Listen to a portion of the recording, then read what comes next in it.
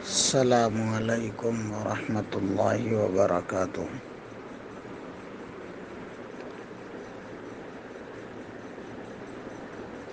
ایک سوال تجوید کے متعلق آیا ہے، وہ یہ ہے اعجمی و عربی کس طرح سے ادا کرنا چاہیے۔ اس کے اندر تھوڑی سی تفصیل ہے۔ سبع اشرا کے قراء میں اختلاف ہیں، شدید اختلاف ہے۔ روایت حفص کے مطابق ہم بتا رہے ہیں۔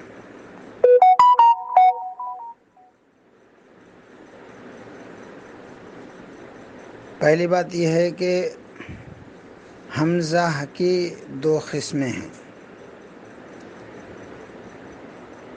حمزہ جبھی بھی جہاں بھی قرآن پاک میں روایت حفص میں پڑھا جاتا ہے وہ تحقیق کے ساتھ پڑھا جاتا ہے۔ تحقیق مطلب سختی کے ساتھ، سختی کے ساتھ پڑھا جاتا ہے۔ جیسے سأل، سأل حمزہ سختی کے ساتھ پڑھا جاتا ہے۔ پورے قرآن پاک میں ایسے ہی ہے سوائے ایک جگہ کے، وہ یہی لفظ ہے اعجمی عربی۔ پہلا حمزہ تو تحقیق کے ساتھ پڑھتے ہیں، دوسرا حمزہ تسہیل کے ساتھ پڑھتے ہیں، یعنی نرمی کے ساتھ، نرمی کے ساتھ۔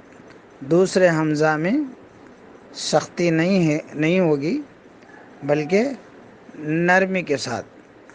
جیسے سألا میں حمزہ سخت ہے، سختی کے ساتھ پڑھ رہے ہیں ہم، سألا۔ اسی کو نرمی کے ساتھ کیسا پڑھیں گے؟ سألا، سألا، اس طرح سے۔ تو دوسرا حمزہ روایت حفص میں نرمی کے ساتھ پڑھا جائے گا، اس کو تسہیل کہتے ہیں۔ اعجمی عربی، دوسرا حمزہ نرمی سے پڑھا جائے گا، سختی سے نہیں۔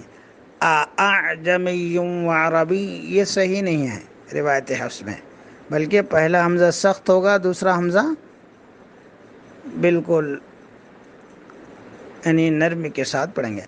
اعجمی عربی، اعجمی عربی، اعجمی عربی، یعنی دوسرے حمزہ کو الف اور حمزہ کے درمیان پڑھیں گے۔ اس کو دوسرے حمزہ کو تسہیل کہتے ہیں۔ پورے قرآن کریم میں روایت حفص میں صرف یہی ایک حمزہ ہے جو تسہیل اس کے اندر پڑھا گیا ہے، یعنی نرمی سے پڑھے ہیں۔ بقیہ پورے قرآن کریم میں سختی کے ساتھ ہی پڑھا جائے گا حمزہ۔ یہ روایت حفص کے مطابق ہے۔ اس لفظ میں اعجمی عربی میں قرأت سبع عشرہ میں لمبی بحث ہے، اختلافات ہیں، تو لہذا روایت حفص کے مطابق پڑھنا چاہیے۔ عام طور پہ روایت حفص ہی پڑھتے ہیں، اس لیے روایت حفص والے ذرا اس کی مشق کر لیں۔ پہلے حمزہ کو سختی کے ساتھ پڑھیں، دوسرے حمزہ کو نرمی کے ساتھ۔ جیسے اعجمی عربی، اعجمی عربی۔ بعض لوگ ایسا پڑھتے ہیں اعجمی، اعجمی، یعنی الف مدہ کے ساتھ اعجمی پڑھتے ہیں۔ روایت حفص کے مطابق یہ بہت بڑی غلطی ہے، اس کو سدھار لینا چاہیے اور اس کو سیکھنا چاہیے۔ تو سیکھتے ہوئے ہم کو سکھانا چاہیے، جو چیز نہیں آئی قراء کے پاس جا کر، اچھے بڑے اساتذہ کے پاس، مشاق اساتذہ کے پاس جا کر سیکھنے میں کوئی شرم نہیں کرنا چاہیے، شرمندگی کی بات نہیں ہے۔ اور نہیں آتا، غلط سلط پڑھا رہے ہیں، یہ شرمندگی کی بات ہے۔ دنیا آخرت میں یہ بہت یعنی عیب کی بات ہے۔ اس لیے جو چیز معلوم نہیں ہے اساتذہ کے پاس یا قراء کے پاس رجوع ہو کے ہم کو پڑھنا چاہیے یا مشق کرنا چاہیے. تو اس میں پوچھنے میں کوئی شرم محسوس نہیں کرنا چاہیے. اللہ بڑی، اللہ کا کلام بڑا، اس کا طریقہ بڑا، اس کا معیار بڑا، تو اس کے سامنے کچھ بھی نہیں ہے. بڑے بڑے اساتذہ اللہ کے کلام پڑھنے کے سلسلے میں بہت ہی عاجزی کے ساتھ حاصل کرتے ہیں.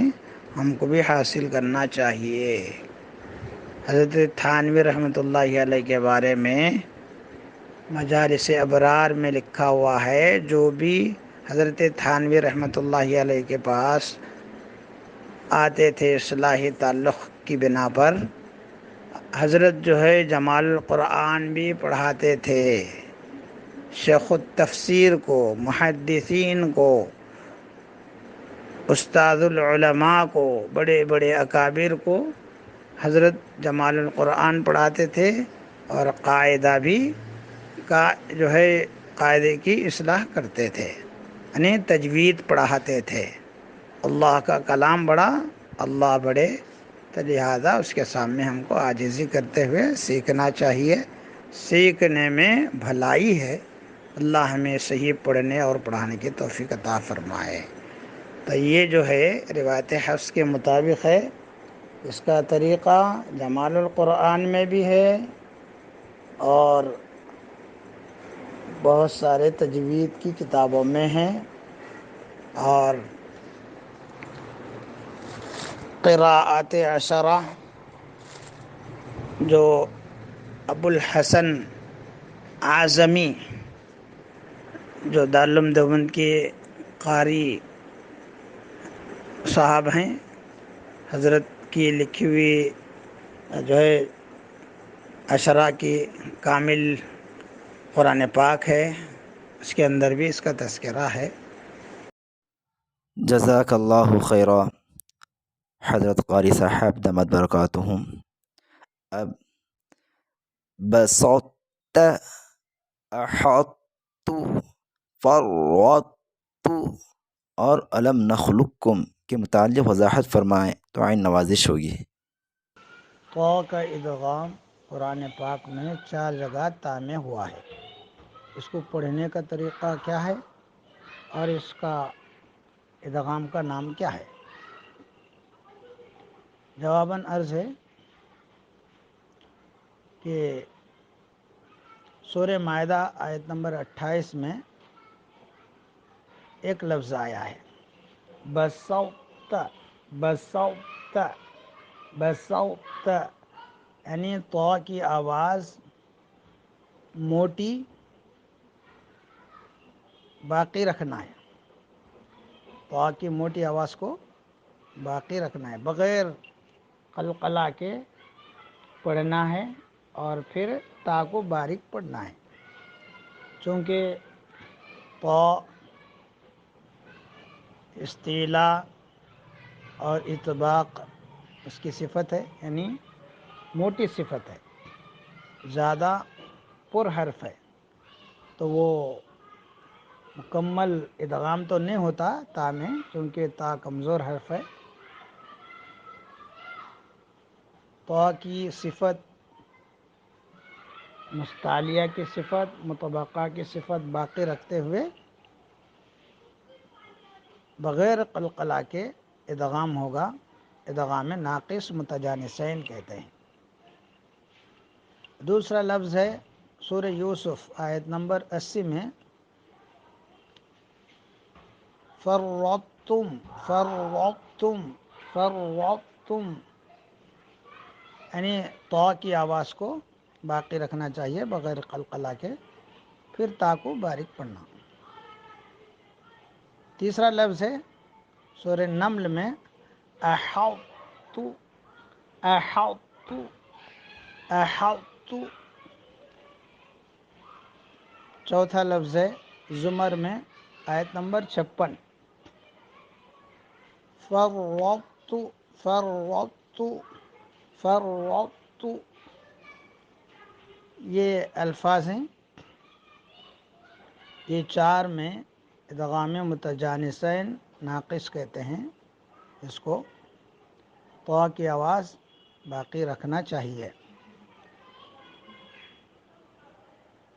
اور ایک لفظ ہے نخلقکم، نخلقکم، اس میں بھی ادغام متجانسین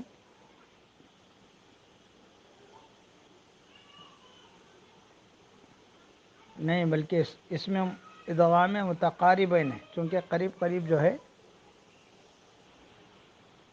مخارج ہیں دونوں کے، قاف اور کاف کے، تو اس لیے اس کو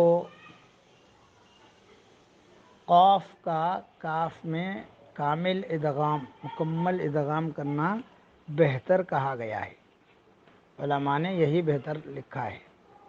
جیسے نخلقکم، نخلقکم، یعنی قاف کی آواز بالکل باقی نہ رہے.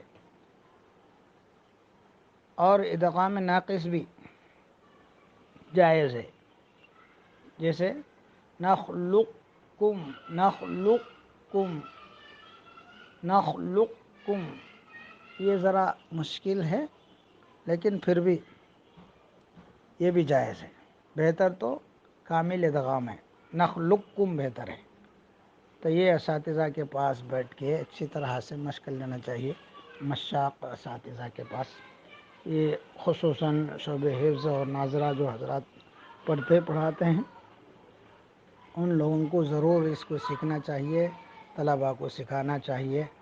اور یہ جمہور قراء کے نزدیک ادغام ناقص واجب ہے، لہذا سیکھنا چاہیے.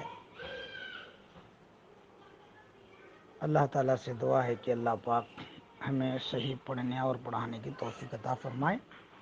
نہیں معلوم ہے تو تحقیق کر لینی چاہیے.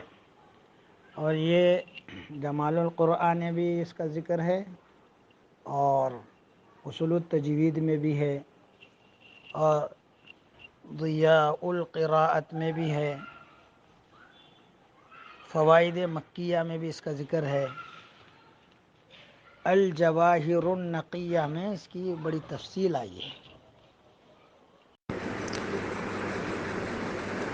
طا کا تام ادغام سمجھنے کے لیے یہ مثال بھی ذہن میں رکھیے. گویا طا کی تشدید میں ہم ملا رہے ہیں، طا کی تشدید میں ملا رہے ہیں. طا کی تشدید میں بغیر قلقلہ کے موٹی آواز نکالتے ہیں، جیسے وقال طائفہ، وقال طائفہ، وقال طائفہ. اس طرح سے طا سے پہلے جو تشدید کی آواز ادا ہو رہی ہے وقال، اس طرح سے وقال، اس طرح سے لئن بسطت، اس طرح سے ادا کرنا ہے. یہ بھی مثال ذرا ذہن میں رکھیے، انشاءاللہ سمجھ میں آئیے. کبھی موقع مل جائے تو اساتذہ سے استفادہ کرنا، اساتذہ کو سننا. جی انشاءاللہ تعالی. بہت بہت شکریہ، جزاک اللہ خیرہ. السلام علیکم ورحمۃ اللہ وبرکاتہ.